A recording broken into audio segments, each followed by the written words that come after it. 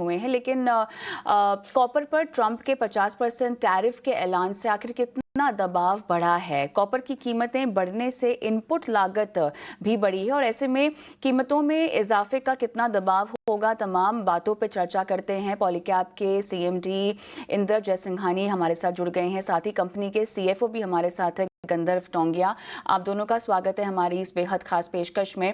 और चलिए यहाँ पर सवालों का सिलसिला शुरू करते हैं। गंधर्व जी, आपके पास आएंगे, जहाँ पे क्वार्टरली नंबर्स अगर हम देखें तो good set of numbers report हुए हैं, लेकिन अब यहाँ पर जानना है, क्योंकि पहली तिमाही है, रेवेन्यू, एबिटा, पैट, इस तरह की ग्रोथ जो दर्ज हुई है, इसके पीछे क्या फैक्टर्स हैं? मोमेंटम जो दिखाई दे रहा है वो अब कितना कंटिन्यू रहेगा?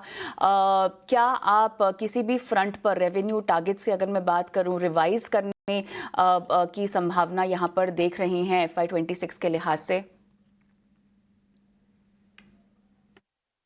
बहुत बहुत धन्यवाद आपके चैनल में हमें बुलाने के लिए। आपने बिल्कुल सही कहा, ये कंपनी के इतिहास में जहाँ तक पहली तिमाही की बात है, सबसे बेहतरीन तिमाही रही है।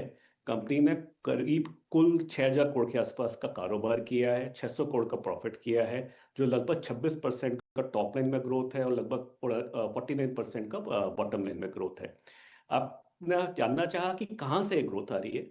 दो पार्ट है उसके। एक पार्ट है कि हमने इंटरनली काफी काम किया है पिछले कुछ सालों के अंदर। पहले प्रोजेक्ट लीप के अंदर काम किया, काफी ट्रांसफॉर्मेशनल इनिशिएटिव लिए, और अभी प्रोजेक्ट स्प्रिंग के साथ में काम कर रहे हैं। अभी हम पूरी तरह से रेडी है कि जैसे जैसे डिमांड आती है हम लोग उसको फुलफिल करने की कोशिश करते चले जा रहे हैं। अभी डिमांड आ रही है दो जगह से। एक है गवर्नमेंट कैपेक्स। आपने देखा है पिछले 6-7 महीने में, नवंबर दिसंबर से गवर्नमेंट कैपेक्स में काफी इंप्रूवमेंट है। गए 2 महीने के अंदर, अप्रैल मई के अंदर भी काफी अच्छा इंप्रूवमेंट हुआ है, तो वहां से एक डिमांड आ रही है। और प्राइवेट कैपेक्स में भी कुछ कुछ जगह पे ग्रीन शूट्स दिख रहे हैं। रिन्यूएबल हो गया, डिस्ट्रीब्यूशन हो गया, ऐसे कुछ ही जगह पे ग्रीन शूट्स दिख रहे हैं। सो इन दो कारणों की वजह से डिमांड आ रही है, और जो हमने पहले के सालों में इनिशिएटिव लिया है उसकी वजह से हम इस डिमांड को तुरंत हमारे रेवेन्यू में कन्वर्ट कर पा रहे हैं। जहां तक आपका सवाल है आगे गाइडेंस का, जो हमने प्रोजेक्ट स्प्रिंग का गाइडेंस दिया था जनवरी में, जो इस साल से लेकर 2030 तक का है, उसमें हमें लगता है कि केबल एंड वायर में हम लोग हर साल लगभग लगभग 1.5 गुना इंडस्ट्री से ज्यादा ग्रो करेंगे, और एफएमईजी में 2 गुना ग्रो करेंगे। आगे के सालों में मुझे लगता है हम हमारा मार्केट शेयर और इम्प्रूव कर पाएंगे। चलिए यहाँ पे दूसरा सवाल लेना चाहेंगे। गंधर्व, आप ही के पास आऊंगी, बिकॉज हम नंबर्स की यहाँ बातचीत कर रहे हैं। वॉल्यूम और वैल्यू ग्रोथ, थोड़ा सा अगर आप इस पर हमें समझाइश दे सकें, जो पहले तिमाही के नंबर्स रिपोर्ट हुए हैं इस पर। जैसा आप जानते हैं कि हमारा करीब 85% बिजनेस केबल एंड वायर का है। उस बिजनेस के अंदर मिड 20s में वॉल्यूम ग्रोथ हुआ है। केबल वायर से ज्यादा ग्रो हुआ है। केबल लेट 20s में ग्रो हुआ है और वायर अर्ली 20s में ग्रो हुआ है। एफएमईजी बिजनेस में लगभग सारे प्रोडक्ट कैटेगरीज में ग्रोथ है। सबसे अच्छा जो प्रदर्शन किया है वो सोलर ने किया है। फैन में थोड़ा सा सॉफ्टवेयर परफॉर्मेंस है। पूरी इंडस्ट्री में तकलीफ हुई थी क्योंकि अब की बार अर्ली ऑनसेट था मानसून का, पर उसके बावजूद भी अच्छा काम किया गया है। जहां तक एफएमईजी की प्रॉफिटेबिलिटी की बात है, मार्च क्वार्टर पहला क्वार्टर था काफी क्वार्टर्स के बाद जहां पे हमने प्रॉफिट दर्ज किया था, और ये दूसरा क्वार्टर है जून जहां पे वापस हमने प्रॉफिट दर्ज किया है। हमें लगता है कि आगे के सालों में एफएमईजी बिजनेस में भी हम इंडस्ट्री से 2 गुना ग्रो करते रहेंगे, और धीरे धीरे इसका एबिटा मार्जिन इंप्रूव करके लगभग 10% तक ले जाएंगे 2030 तक। इंदर जी, आपसे सवाल पूछना चाहेंगे और इनफैक्ट कुछ ऑर्डर्स की डिटेल जानना चाहेंगे, खासतौर से बीएसएनएल भारतनेट प्रोग्राम का जो ऑर्डर है, इसको लेकर थोड़ी सी अगर आप जानकारी हमें दे पाएं। हम लोग हमारा को मेन 2 स्टेट है, कर्नाटका एंड बिहार, और पौंडीचेरी गोवा भी मिला है। हम लोग दोनों जगह अभी पूरा 100% रेडी है। ऑफिस बन गई, हमारा नेटवर्क पूरा बढ़ गया है, और पूरा हमारा system is ready, people are ready. पूरी सबके साथ जिनके साथ परचेस करना है, पूरा डॉक्यूमेंट सब कंफर्मेशन हो गई है। We are going to start work within week, this week time, and I think so we'll complete within a time, and we are also see that further भी कोई और भी काम आएगा हम और भी लेंगे।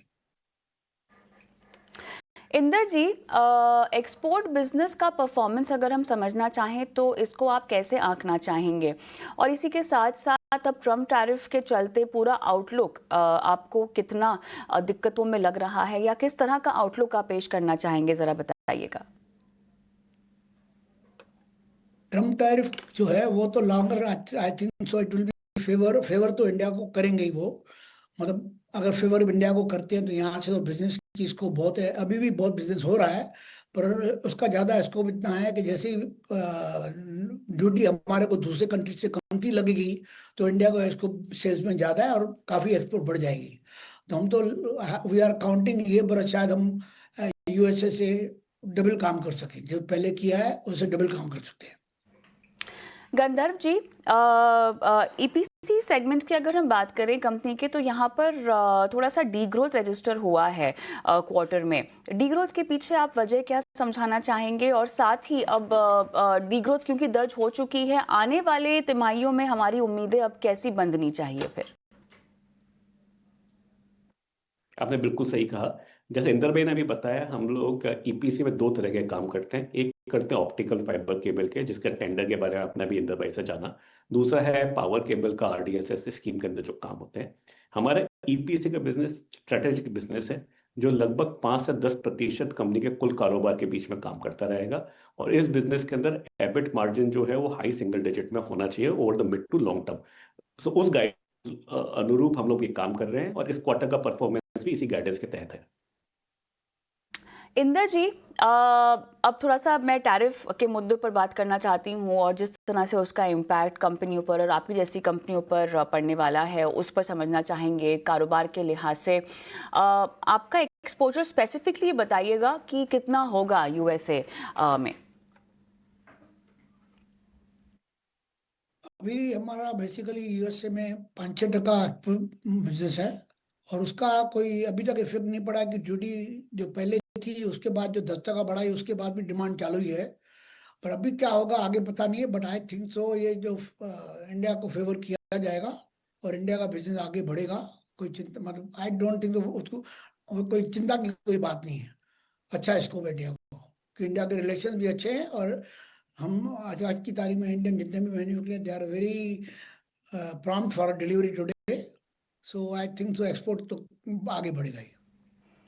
इंदर जी, रॉ मटेरियल्स जैसे कि कॉपर प्राइसेस की कीमतें जैसे कि हम बढ़ ही रहे हैं, 50% तक का टैरिफ यहाँ पर ट्रम्प साहब जो हैं वो लगा रहे हैं। ओवरऑल बिजनेस पर इम्पैक्ट और इंडस्ट्री पर तो इम्पैक्ट जानना चाहेंगे, लेकिन आपको ये स्पेसिफिकली और कितना हर्ट करेगा, अगर इसको आप समझा सकें। हाँ, 50% का अनाउंस करने के बाद ही थोड़ी शॉर्टेज होना चालू हुई है, कि क्योंकि लोग सब को ऐसे लगता है 50% ड्यूटी हो जाएगी, उसके पहले जो परचेज करना है परचेज करो। वो हिसाब से अभी डिमांड है, पर वो डिमांड जैसे ही ड्यूटी 50% लगेगी तो वो मटेरियल की तकलीफ नहीं होगी। तो दिस हार्डली पार्ट ऑफ 1 और 2 मंथ्स। तो सबको वो मैनेज करना पड़ेगा, हम भी मैनेज कर ही रहे, क्या करें जब तक। राइट, इंदर जी और गंधर्व जी, बहुत बहुत धन्यवाद आप दोनों का, जुड़े और तमाम सवालों के जवाब दिए और नतीजों पर बातचीत की हमारे साथ। हमारे आज के मार्केट एक्सपर्ट अजीत मिश्रा से मैं जुड़ना चाहती हूं और पॉलीकैब पर बातचीत करेंगे। अजीत, जो कमेंट्री सुनने में आ रही है आने वाले तिमाही नतीजों के लिहाज से काफ़ी ऑप्टिमिस्टिक आउटलुक भी यहाँ पर दर्ज होता हुआ दिखाई दे रहा है, लेकिन हैविंग सेड दैट बताइएगा आप यहाँ पर मुनाफे की रणनीति आपके हिसाब